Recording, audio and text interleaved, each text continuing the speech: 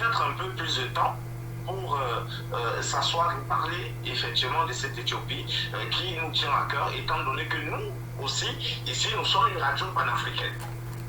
Voilà, donc vous savez qu'est-ce qu'a fait l'empereur, quoi, hein. C'est le premier, le seul dirigeant africain qui a justement donné des terres à la diaspora pour que la diaspora puisse revenir.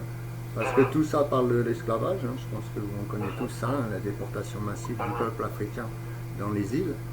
Et dans ces îles, y compris dans les îles françaises, il y a des jeunes qui aujourd'hui veulent retourner en Afrique.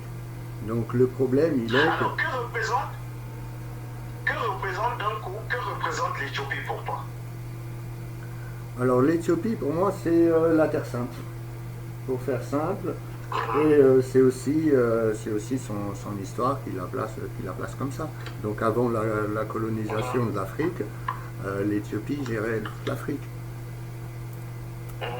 Alors, et quelles sont les actions les plus récurrentes ou bien les actions actuelles que tu as engagées envers ce pays? Quelle est ton actualité en ce moment par rapport à ce pays? Mon actualité à travers le pays, elle est très ancienne. Donc la sortie de l'autobiographie m'a permis de donner la dîme. Donc la dîme, c'est ce que demande l'Éternel, hein, pour tous les peuples. Donc c'est de donner 10% de ce qu'on gagne, hein. C'est parti d'après quand Abraham est revenu de la victoire contre Sodome et Gomorrhe. Et donc cette dîme, c'était un vœu que j'avais. C'est pour ça que je l'ai sorti en auto-édition, mon livre, parce que les maisons d'édition ne voulaient pas le faire. Donc 10% du prix de l'autobiographie retourne en Éthiopie. Avec ces 10%-là, j'avais un souhait très important, c'était d'aider les enfants, et l'autre bout, c'est-à-dire d'aider les vieillards. Donc j'ai rencontré des organisations en Éthiopie, dont Yawanta Children Center, qui est une association, une école, donc qui a commencé avec une dizaine d'enfants et aujourd'hui est autour de 300 enfants. Yawanta est reconnu par les services sociaux éthiopiens, donc c'est eux qui envoient les enfants à l'école. Et cette école ne vit qu'avec des dons. Donc il n'y a aucune aide de l'État qui lui parvient.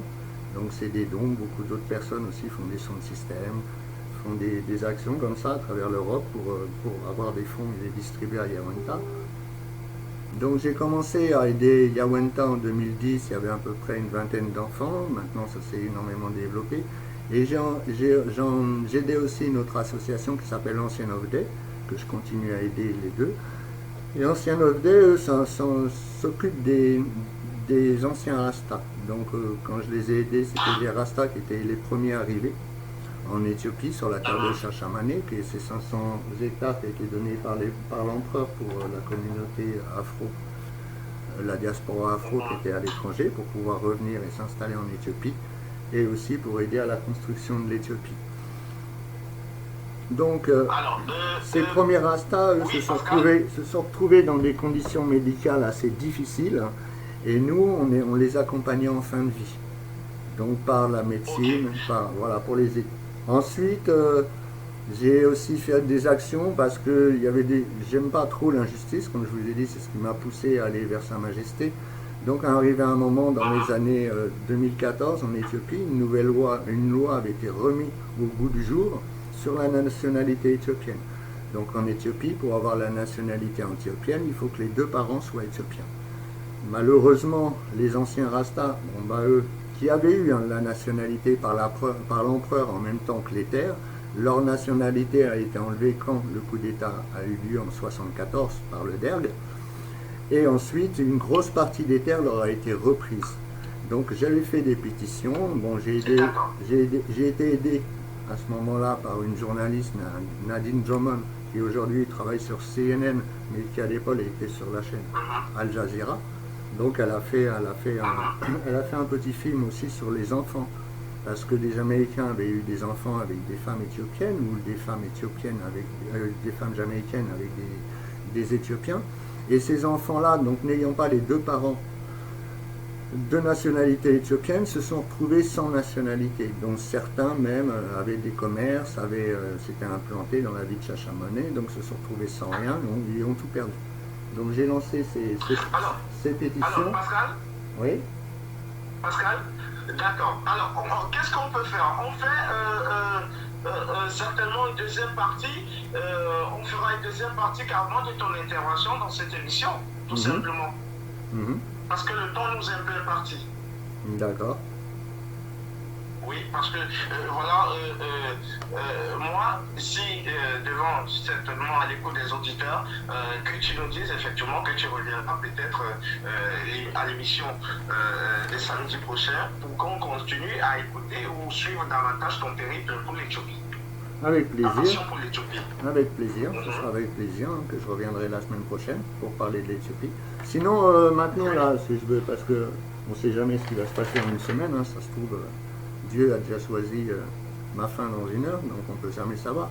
Donc ce que je veux parler, là, vraiment, et je t'en avais parlé, c'est voilà, l'Éthiopie, c'est un pays merveilleux.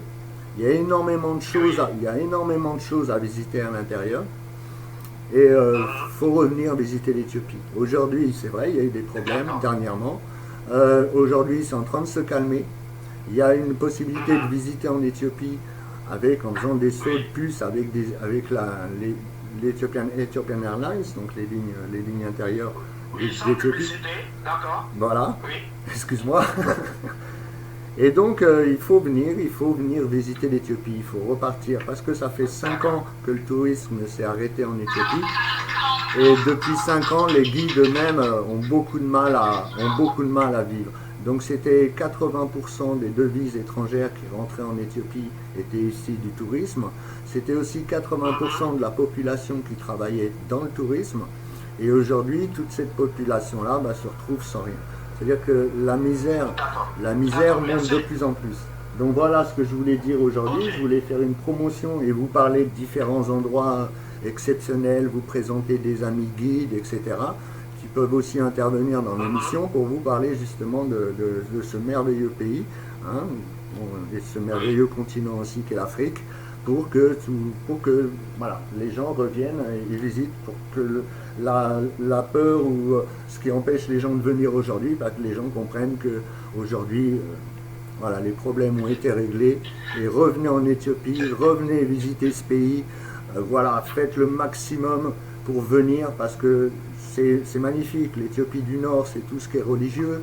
L'Éthiopie du Sud, c'est tout ce qui est nature. Donc là, vous allez découvrir des ethnies qui vivent depuis plus de 1000 ans de la même manière, qui ne veulent pas se mélanger du tout au monde occidental. Et les enfants ne sont pas intéressés par l'école, ne sont pas intéressés, juste ils sont intéressés par leur culture, et ce qui vous permet de découvrir des cultures voilà, qu'on ne peut pas voir ailleurs. Il y a les Hameurs qui sont exceptionnels. Les Hameurs, le chef du village Hameur doit être le plus pauvre de son village. Merci beaucoup, Pascal. Merci. Voilà. Merci beaucoup. On est ravis de toute façon. On espère samedi prochain nous t'aurons effectivement dans cette émission. C'était Pascal Marie depuis la France, un expert en Éthiopie qui nous parlerait. On parlera de beaucoup de pays, étant donné que nous sommes une radio panafricaine. Nous parlerons du Ghana, nous parlerons du Mali, de tout ce qui bouge là-bas de ce côté de toute façon. Sur le plan culturel, ça je tiens à le rappeler, mais pour l'instant, dans ce culturel, nous avons aussi des invités ici. Roland Loudou est là de toute façon avec d'autres artistes grands du monde. Et on suit ce morceau, on revient juste après.